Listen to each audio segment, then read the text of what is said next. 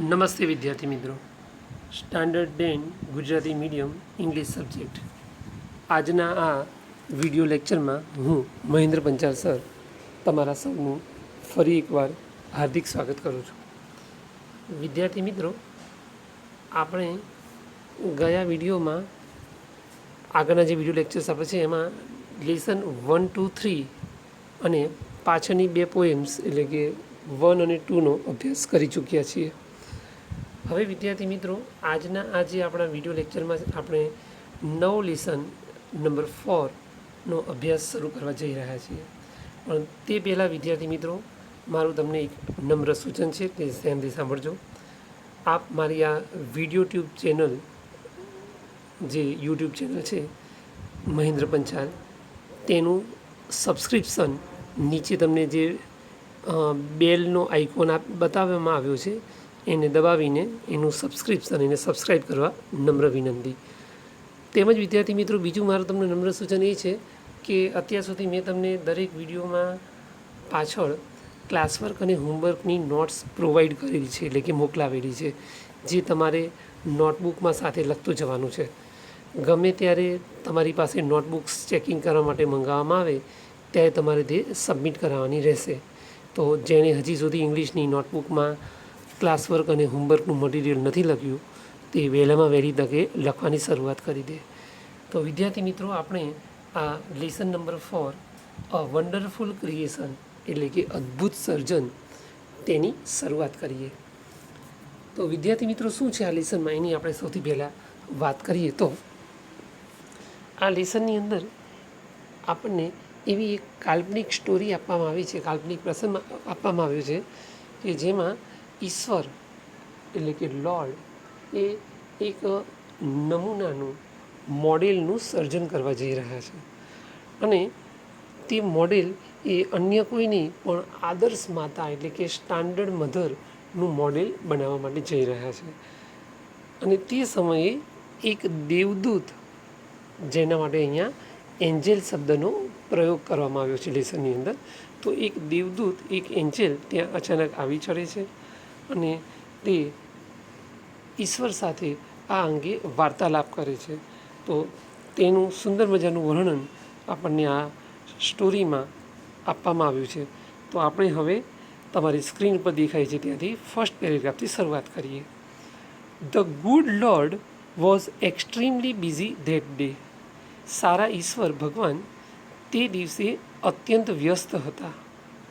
Extremely busy એટલે અત્યંત વ્યસ્ત, ખૂબ જ વ્યસ્ત. He was into his 6th day of overtime. આ તેમનો ઓવરટાઈમ એટલે વધારે પડતા કામ કરવાનો 6થો દિવસ હતો. મતલબ કે ભગવાન 6 દિવસથી ઓવરટાઈમ કરી રહ્યા હતા. એના પરથી આપણને ખ્યાલ આવે છે કે કેટલું બધું ઇમ્પોર્ટન્સ, મહત્ત્વ તે આ કાર્યને આપી રહ્યા હતા. When he was working with full concentration, જ્યારે તે સંપૂર્ણ એકાગ્રતાથી કામ કરી રહ્યા હતા ત્યારે એન એન્જલ અપિયર્ડ, એક દેવદૂત ત્યાં અપિયર્ડ એટલે દેખાયો, પ્રગટ થયો. એન કમેન્ટેડ, અને તેણે કમેન્ટ કરતાં એટલે કે ટીકા કરતાં કહ્યું, ટિપ્પણી કરતાં કહ્યું, રિમાર્ક કરતાં કહ્યું, શું કહ્યું? You are taking so much care for creating this creature. હવે અહીંયા જે હાર્ડવર્ડ્સ છે પહેલાં સમજી લઈએ. ક્રિએટિંગ એટલે સર્જન કરવું, અને ક્રિએચર એટલે પ્રાણી. શું વાત છે ભગવાન, તમે કે આ પ્રાણીનું સર્જન કરવામાં કંઈક વધુ કાળજી લઈ રહ્યા છો કે? તો ભગવાન શું કહે છે તેને? That's true said the lord. ઈશ્વરે કહ્યું કે હા, તારી વાત સાચી છે. Do you want to know the details? પણ શું તું વિગતો જાણવા ઈચ્છે છે કે હું જે આ નમૂનો બનાવવા જઈ રહ્યો છું તેની? દેવદૂત શું કહે છે? What are they? તે પ્રશ્ન પૂછે છે, શું વિગતો છે ભગવાન? The angel was curious. દેવદૂત તો આ જાણવા માટે જાણે કે જિજ્ઞાસુ હતો, આતુર હતો. ક્યુરિયસ એટલે જિજ્ઞાસુ, આતુર. હવે આપણે સામેના વિભાગમાં આપણે પેરેગ્રાફ જોવાનું છે. હું તમને સ્ક્રીન પર લઈ દઉં છું વિદ્યાર્થીઓ.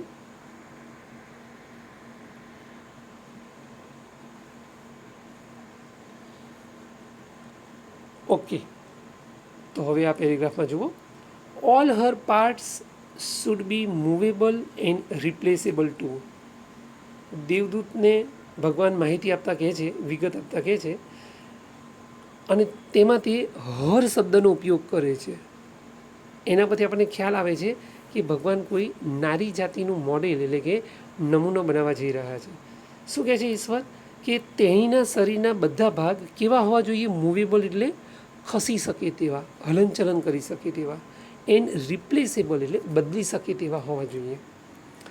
આગળ તે કહે છે સી હેઝ એ લેપ, તેણીને એક ખોળો હશે. લેપ એટલે ખોળો, ગોદ, જેની અંદર માતા પોતાના સંતાનોને પ્રેમથી સુડાવીને વહાલ કરે છે.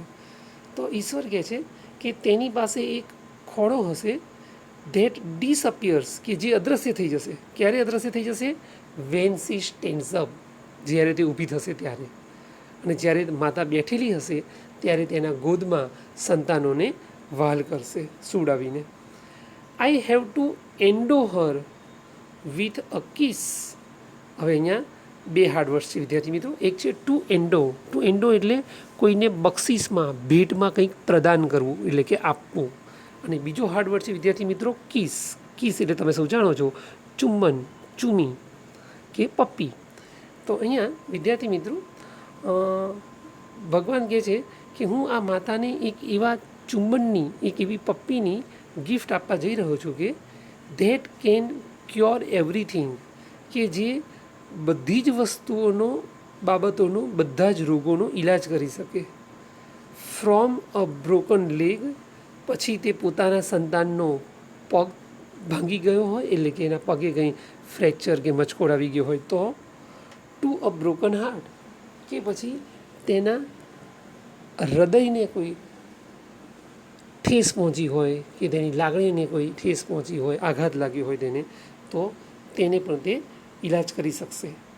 મોર ઓવર, વિશેષમાં સી હેઝ ટુ હેવ, આ માતાની પાસે હોવું જ જોઈએ. શું હોવું જોઈએ? 6 pairs ઓફ હેન્ડ્સ. ભગવાન કહે છે માતાની પાસે 6 જોડી હાથ હોવા જોઈએ. 6 જોડી એટલે 12 હાથ હોવા જોઈએ, એવું ભગવાનનું માનવું છે. પછી તે આગળ કહે છે ભગવાન, C must be able to run on any food available. આ માતાને ભગવાન કહે છે કે હું એવી સક્ષમ બનાવીશ કે તે ગમે તે ખોરાક ઉપર, રન એટલે આમ તો દોડવું થાય પણ અહીંયા ચલાવી લેવું, તે ગમે તે ખોરાક ઉપર ચલાવી લેવા માટે સમર્થ હશે. એને કોઈ વિશિષ્ટ ખોરાક કે આહારની જરૂરિયાત નહીં પડે. એન્ડ અને છેલ્લી ડિટેલ આપતા ભગવાન શું કહે છે, વિગત આપતા, should have 3 pairs of eyes. આ માતાને 3 જોડી આંખો પણ હોવી જોઈએ, એટલે કે કુલ 6 આંખો હોવી જોઈએ. તો આ રીતે ભગવાનની આ માન્યતા હતી કે આદર્શ માતા, જે લેટેસ્ટ માતા બને, આધુનિક માતા, એની અંદર આટલા લક્ષણો તો હોવા જ જોઈએ. હવે વિદ્યાર્થી મિત્રો આપણે એના પછીના પેજ ઉપર નજર કરીએ. હું પછીનું પેજ તમને સ્ક્રીન ઉપર લાવી દઉં છું, ધ્યાનથી જુઓ. Okay, next paragraph. The Angel shook his head slowly. દેવદૂતે તેનું માથું ધીમેથી હલાવ્યું. સુક શેકનું ભૂતકાળ છે. એન્ડ સેડ, અને પછી તેણે કહ્યું, અ માઇટી ઇમ્પોસિબલ ટાસ્ક. માઇટી એટલે અત્યંત, અને શક્તિશાળી, બેના અર્થ થાય. તમે માઇટી રાજુ સિરિયલ કદાચ કાર્ટૂનમાં જોતા હશો તો ત્યાં એનો અર્થ થાય છે શક્તિશાળી રાજુ. પણ અહીંયા માઇટી શબ્દનો અર્થ કરવાનો છે તદ્દન, બિલકુલ. અ માઇટી ઇમ્પોસિબલ ટાસ્ક. દેવદૂત કહે છે ભગવાન તદ્દન અશક્ય ટાસ્ક એટલે પ્રવૃત્તિ, કાર્ય લાગે છે કે આઈ સપોઝ, હું એવું ધારું છું. સપોઝ એટલે ધારવું. હવે શું દેવદૂતને અશક્ય કાર્ય લાગ્યું? 6 pairs ઓફ હેન્ડ્સ. તેને પ્રશ્ન પૂછ્યો ભગવાનને, હે ભગવાન 6 જોડી હાથ તમારે આપવા છે માતાને? કે નો વે. તો પછી કોઈ રસ્તો કે ઉપાય જ નહીં બચે કે, બરાબર, નો વે. બીજો પેરેગ્રાફ આગળ નીચેનો જુઓ. No, these hands are not a problem for me. ભગવાન દેવદૂતને કહે છે ના ના, કે આ હાથ મારા માટે કોઈ પ્રોબ્લેમ એટલે કે સમસ્યાજનક નથી. કે એ તો મેં જ્યાં માતાના શરીર પર મૂકવાના છે ત્યાં મૂકી દીધા છે, એડજસ્ટ કરી દીધા છે. કે it is the 3 pairs of eyes that the mothers have to have. દેવદૂત, સમસ્યા તો 3 જોડી આંખોની છે કે જે માતાને હોવી જ જોઈએ. Lord looked puzzled. આટલું બોલતા જાણે કે ભગવાન પઝલ એટલે કે મૂંઝવણમાં મુકાઈ ગયા હોય, મુસીબતમાં ફસાઈ ગયા હોય તેવું લાગ્યું. ત્રીજો ફકરો જુઓ. Oh so you are creating a standard model of a mother. છેલ્લા ડાયલોગમાં ભગવાન મધર શબ્દ બોલ્યા એટલે દેવદૂતને તરત જ આઈડિયા આવી ગયો કે હા, ભગવાન માતાનો નમૂનો બનાવવા જઈ રહ્યા છે. એટલે તરત જ દેવદૂત બોલ્યો, અચ્છા ભગવાન, તો એમ કહો ને કે તમે સ્ટાન્ડર્ડ મોડેલ એટલે કે આદર્શ માતાનો નમૂનો બનાવવા જઈ રહ્યા છો. બટ 3 pairs ઓફ આઈસ, પણ છતાંય ભગવાન 3 જોડી આંખો. વોટ ફોર, શેના માટે કે 3 જોડી આંખો? વોટ ફોર, શેના માટે? The angel got interested. દેવદૂતને આ વાત જાણવામાં, આ બાબત જાણવામાં રસ પડ્યો. તો ભગવાન તેને 3 જોડી આંખોનું રહસ્ય કહે છે એ આપણે નીચેના ફકરામાં જોઈએ છે. જુઓ અંદર. ભગવાને સમજાવતા કીધું, 1 pair that sees her children through closed doors. ભગવાન કે પહેલી જોડી આંખ એટલા માટે કે જે તેના બાળકોને બંધ દરવાજાની પણ પેલે પાર શું કરે છે તે જોઈ શકે. શા માટે આ જોડી આંખો મૂકવાની ભગવાનની જરૂરિયાત લાગી? કારણ કે વિદ્યાર્થી મિત્રો, તમે જાણો છો કે અત્યારે ઘણા બધા ફેમિલીઝમાં બાળકોને સ્ટડી રૂમ અલગ આપવામાં આવે છે. સ્ટડી રૂમની અંદર બાળક જાય એટલે દરવાજો અંદરથી બંધ કરીને અભ્યાસ કરવાનું બહાનું કરીને જાય અને અંદર જઈને પછી અભ્યાસ સિવાયની બધી પ્રવૃત્તિઓ તે બેઠો બેઠો કરતો હોય. માતાને બહાર એમ કે મારો બાળક અંદર અભ્યાસ કરી રહ્યો છે, પણ હકીકતમાં અંદર તે અંદર બીજી કંઈક પ્રવૃત્તિ કરતો હોય. તો માતાને જાણ નથી થતી કારણ કે દરવાજો બંધ છે. પણ અહીંયા ભગવાન આ આદર્શ આધુનિક માતાને એવી આંખો આપવા જઈ રહ્યા છે કે જેનાથી માતા બાળકોને બંધ દરવાજાની પેલે પાર પર શું કરે છે તે જોઈ શકવા માટે સક્ષમ છે. ઓકે, પછી બીજી આંખોનું ભગવાન શું કહે છે? અનધર પેર, અન્ય જોડી જે આંખો છે, to look at the children and say. એ ભગવાન કહે છે કે માત્ર આપણી અત્યારની નોર્મલ આંખો જેવી જ છે. એ આંખો વડે માતા બાળક સામે જોશે એન્ડ સે, અને કહેશે, આઈ અન્ડરસ્ટેન્ડ. બેટા, હું તને સમજું છું. And I love you without uttering a word. અને હું તને ચાહું પણ છું. આવું તે એક પણ શબ્દ અટર એટલે બોલ્યા સિવાય કહી શકશે. હવે આ જોડી આંખનું મહત્ત્વ શું છે? કારણ કે અત્યારની જે માતા છે એ બહુ વ્યસ્ત હોય છે. માતા પિતા ઘણી વખત પોતાના બાળક માટે પૂરતો સમય નથી ફાળવી શકતા. તે જ રીતે માતાને પણ ઘરનું ઘણું બધું કામ કરવાનું હોય. કેટલીક માતા ગૃહિણીની સાથે સાથે બહાર નોકરી જોબ પણ કરતી હોય. તો આવી વર્કિંગ મધર્સ માટે બાળકો માટે ધ્યાન રાખવાનું થોડું ઇમ્પોસિબલ થઈ જતું હોય છે, અઘરું, અશક્ય થઈ જતું હોય છે. તો એવા સમયે આ જે બીજી જોડી આંખ છે એ પોતાના બાળકને આંખોની પરિભાષામાં સમજાવી શકશે કે બેટા, હું તને સમજી શકું છું, તારી લાગણીઓને, અને હું તને ચાહું પણ છું, ભલે હું તારી પાસે સમય ન ફાળવી શકતી હોય. ઓકે, તો આ રીતે બીજી જોડી આંખો આ કાર્ય કરશે. અને ભગવાને ત્રીજી જોડી આંખ માટે શું કીધું? And the third pair to see all secret things without opening them. અને ભગવાને કહ્યું કે દેવદૂત, આ જે ત્રીજી જોડી આંખ છે ને એ તો બહુ જબરજસ્ત ખતરનાક છે કે એનાથી માતા આ આંખોને ખોલ્યા વગર જ, વિધાઉટ ઓપનિંગ ધેમ એટલે કે ખોલ્યા વગર જ પોતાના સંતાનની બધી જ સિક્રેટ બાબતો એટલે કે બધી જ રહસ્યમય બાબતો જાણી શકશે. જેમ કે ઘરે બેઠા બેઠા માતાને ખ્યાલ આવી જશે કે પોતાનું બાળક, સંતાન એ શાળામાં શું કરી રહ્યું છે, કોલેજમાં જતું હોય તો કોલેજમાં શું કરી રહ્યું છે, શાળા કે કોલેજના પીરિયડ ભરે છે કે અંદર ગુલ્લીઓ મારે છે, બરાબર છે. ઘરે બેઠા માતાને બધી જ પોતાના સંતાનની અપ ટુ ડેટ વિગતો મળી રહેશે. એને બધી જ સિક્રેટ બાબતો તે ઘરે બેઠા પણ જાણી શકશે. અને એ પણ આ આંખને ખોલ્યા સિવાય. જેમ શંકર ભગવાનનું ત્રીજું નેત્ર એ મોટાભાગે આપણને બંધ જ અવસ્થામાં દેખાય છે. ભગવાન તેને ક્યારેક જ ખોલીને એની મદદથી પોતાનું પૃથ્વીનો ક્યારેક વિનાશ કરવાનો હોય તો તે કાર્ય કરતા હોય છે. તો એમ માતાની આ ત્રીજી જોડી આંખ પણ ખતરનાક છે. અચ્છા, હવે નીચેનો પેરેગ્રાફ જુઓ. Lord requested the angel. દેવદૂતે ભગવાનને વિનંતી કરી કે હે ભગવાન, પ્લીઝ ગો ટુ બેડ. તમે ભગવાન હવે પથારીમાં સૂવા માટે જાઓ કે do not take so much trouble in a single day. હા, ટ્રબલ એટલે મુશ્કેલી, મુસીબત. ભગવાન એક જ દિવસમાં સિંગલ ડે, એક જ દિવસમાં આટલી બધી મુસીબત કેમ લઈ લો છો? કે આરામ કરો અને શાંતિથી બનાવજો કે મોડેલ. તો ભગવાન એનો પ્રત્યુત્તર શું આપે છે એ આપણે નીચેના ફકરામાં જોઈએ. આઈ કેન નોટ, ભગવાને કહ્યું દેવદૂતને કે ના, હું અત્યારે સૂઈ તો નહીં શકું. કે હી રિફ્યુઝડ, તેમણે ઇનકાર કર્યો.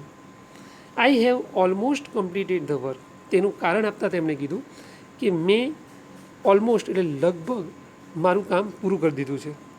I have put the best of my ideas in two this model, મેં મારાથી બનતા શ્રેષ્ઠ વિચારો આ મોડેલ એટલે કે નમૂનાની અંદર મૂક્યા છે.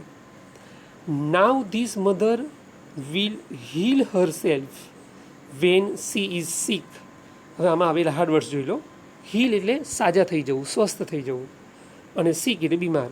હવે આ માતા એટલી સક્ષમ હશે પોતાની જાતે કે જ્યારે તે બીમાર પડશે ત્યારે એની જાતે જ સાજી થઈ જશે, સ્વસ્થ થઈ જશે. એને કોઈ ડૉક્ટર પાસે જવાની જરૂર નહીં પડે કે અન્ય કોઈ ઔષધિ કે દવા લેવાની પણ જરૂર નહીં પડે. She would be able to feed એટલે ખવડાવવું, કોઈને જમાડવું. અ ફેમિલી ઓફ 6 મેમ્બર્સ, 6 સભ્યોનું કુટુંબ હશે ત્યાં સુધી તે ખવડાવી શકશે, જમાડી શકશે.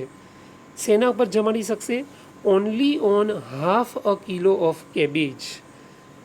હાફ અ કિલો એટલે 500 ગ્રામ્સ, 500 ગ્રામ. અને કેબેજ એટલે કોબીજનું શાક. એટલે અહીંયા કોઈ પણ સબ્જી એવું સમજવાનું છે કે આ માતાના હાથમાં એવો જાદુ હશે, કરિશ્મા હશે કે તેની મદદથી તે 6 સભ્યોના કુટુંબને માત્ર 500 ગ્રામ સબ્જી ઉપર ભરપેટ જમાડી શકશે. એટલી તેના હાથોમાં હું શક્તિ, તાકાત આપવા જઈ રહ્યો છું, ભગવાન કહે છે. એન્ડ સી વુડ મેનેજ, અને એટલું જ નહીં, આ માતા બધું જાતે સંભાળી લેશે. શું સંભાળી લેશે? અ ચાઇલ્ડ્સ બાથ એટલે કે પોતાના બાળકને સ્નાન કરાવવાની જવાબદારી, પ્લે એના રમવાની જવાબદારી, સ્ટડી તેના અભ્યાસની જવાબદારી, ફૂડ તેના માટે ખોરાક બનાવવાની જવાબદારી, એન્ડ સ્લીપ તેને સુડાવવા માટેની જવાબદારી. હવે આપણે સામેના વિભાગમાં જઈએ છીએ, ધ્યાન રાખો એમાં. વિધાઉટ ગેટિંગ ઇરિટેટેડ, આ બધું જ માતા ઉશ્કેરાયા વગર એટલે કે સહેજ પણ ગુસ્સે થયા વગર સંભાળી શકશે, મેનેજ કરી શકશે. ગેટિંગ ઇરિટેટેડ એટલે ઉશ્કેરાઈ જવું. પછીનો ફકરો, the angel went round the model of the mother very slowly. હવે દેવદૂતે શું કર્યું? તો તેણે ધીમેથી આ જે માતાનો નમૂનો હતો ને બનાવેલો, એને ફરતું એક ચક્કર લગાવ્યું. વેન્ટ રાઉન્ડ એટલે ચક્કર લગાવવું. હી ટચડ ઇટ એન્ડ સેડ, પછી તેણે આ મોડેલને સ્પર્શ કર્યો અને કીધું, ઇટ્સ ટુ સોફ્ટ. અરે ભગવાન, આ નમૂનો તો બહુ સોફ્ટ, નરમ, મુલાયમ લાગે છે. તરત જ ભગવાન બોલ્યા, બટ વેરી ટફ, પણ દેવદૂત બહુ કઠિન છે અંદરથી, કે કઠોર છે. કે સેડ ધ લોર્ડ એક્સાઇટેડ, ઈશ્વર ઉત્તેજિત થતાં બોલ્યા. પછી તેમણે આગળ કીધું દેવદૂતને, યુ કેન નોટ ઇમેજિન, તું કલ્પના પણ નહીં કરી શકે. ઇમેજિન એટલે કલ્પના કરવી. તું કલ્પના પણ નહીં કરી શકે what this mother can do and endure. Endure એટલે સહન કરવું, કે આ માતા શું કાર્ય કરી શકશે અને શું સહન કરી શકશે, એટલે કે કઈ કઈ મુસીબતો સહન કરી શકશે, એની કદાચ તું કલ્પના પણ નહીં કરી શકે, દેવદૂત કે. હવે દેવદૂતે પ્રશ્ન પૂછ્યો ભગવાનને, કેન ઇટ થિંક, પણ ભગવાન આ માતા વિચારી શકશે? તમે એને મગજ તો આપ્યું છે ને, કે દિમાગ તો આપ્યું છે ને? તો જવાબમાં ભગવાન શું કહે છે? નીચેનો ફકરો સેટ કરી દઉં છું, જુઓ એમાં. Not only can she think, અરે દેવદૂત, માત્ર માતા વિચારી જ નહીં શકે, but can reason and compromise too. Can reason એટલે તે કોઈ પણ કારણનું તર્કસંગત જે છે કોઈ પણ સમસ્યાનું, એ તર્કસંગત કારણ પણ શોધી શકશે. એન્ડ કોમ્પ્રોમાઇઝ એટલે કે સમાધાન કઈ રીતે કરવું કોઈ પણ સમસ્યાનું, એ પણ તેની જાતે વિચારી શકશે. સેડ ધ લોર્ડ, આવી ઈશ્વરે માહિતી આપતા કીધું. ધ એન્જલ વોઝ ઇમ્પ્રેસ્ડ, આ જાણીને દેવદૂત થોડો પ્રભાવિત થયો. ઇમ્પ્રેસ થવું એટલે પ્રભાવિત થવું. He went closer to the model, તે નમૂનાની વધુ નજીક ગયો. And moved his finger across the cheek, અને તેણે આ જે માતાનો નમૂનો હતો એના ગાલ ફરતે પોતાની ગાલના એક છેડાથી બીજા છેડા સુધી પોતાની આંગળી ફેરવી. ફિંગર એટલે આંગળી. અને બોલ્યો, oh Lord, her eyes are leaking. અરે ભગવાન, આ નમૂનામાં જે આંખો તમે મૂકી છે માતાની એ તો ટપકી રહી છે, એમાંથી તો કંઈક વહી રહ્યું છે પ્રવાહી. ભગવાન બોલ્યા, હાઉ ડીડ ધીસ હેપન? અરે દેવદૂત, આ કેવી રીતે બન્યું? કે it must be a tear. જો પ્રવાહી જેવું લાગે છે તો આંસુ હશે. કે I have not put it there. પણ સાચે કહું દેવદૂત, મેં તેને નથી મૂક્યું. કે ઇટ ઇઝ અ મિરેકલ. અરે આ તો ચમત્કાર છે. કે હા, મિરેકલ એટલે ચમત્કાર. The lord exclaimed. ભગવાને આશ્ચર્યચકિત થતાં કહ્યું. ચલો હવે નીચેનો ફકરો જુઓ. દેવદૂત બોલ્યો, but what is a tear for my lord? પણ મારા પ્રભુ, મારા ઈશ્વર, કહો તો ખરા કે આ આંસુ શેના માટે મૂક્યું છે? તો ભગવાને કીધું કે સ્વાભાવિક છે, ચમત્કાર છે એટલે આંસુ કંઈક બધા કરતાં અલગ તો હશે જ ને. તો શું કહે છે ઈશ્વર? It is something unique. જો દેવદૂત, આ આંસુ તો અજોડ છે, અદ્વિતીય છે. મે બી, કદાચ, ઇટ ઇઝ ફોર, તે એની જાતે ઉદ્ભવ્યું હશે. શેના માટે? પેઇન, એટલે કે પીડા કે દર્દની લાગણી માટે. માતાને ક્યારેક પીડા કે દર્દની લાગણી થાય ત્યારે એની આંખમાંથી આપોઆપ આંસુ આવશે. જોય, ક્યારેક તેને વધુ પડતો આનંદ કે ખુશીની લાગણી થશે ત્યારે હર્ષના આંસુ આવી જશે. પ્રાઇડ, એને ગર્વ, ગૌરવની લાગણી થશે ત્યારે પણ તેની આંખમાંથી આંસુ આવી શકે છે. ડિસઅપોઇન્ટમેન્ટ, નિરાશા, ક્યારેક માતા નિરાશ થઈ ગઈ હશે, હતાશ થઈ ગઈ હશે તો પણ તેની આંખમાંથી આંસુ આવી શકે. અને છેલ્લે લોનલીનેસ, એટલે એકાંતપણું, એકલતા. કદાચ માતાને ક્યારેક એકલતા જેવું લાગે, એકાંતપણું લાગે ત્યારે દુઃખના પણ આંસુ આવી શકે. The lord explained. ભગવાને આવું સમજાવ્યું. એક્સપ્લેન કરવું એટલે સમજાવવું. છેલ્લે દેવદૂત બોલી ઉઠ્યો, વોટ અ વન્ડરફુલ ક્રિએશન. વાહ ભગવાન, કેવું તમારું અદ્ભુત સર્જન છે. તો આ રીતે વિદ્યાર્થી મિત્રો આપણો અહીંયા લેસન નંબર 4 કમ્પ્લીટ થાય છે. આ પાઠ ઉપરથી આપણને અહીંયા આદર્શ માતાના લક્ષણો અને તેની વિશિષ્ટતાઓ જાણવા મળે છે કે માતા આદર્શ કેવી હોવી જોઈએ અત્યારની લેટેસ્ટ, કે જેથી તે અત્યારના બાળકોને વ્યવસ્થિત સંભાળી શકે અને કુટુંબની તમામ જવાબદારીઓ એકલા હાથે નિભાવી શકે.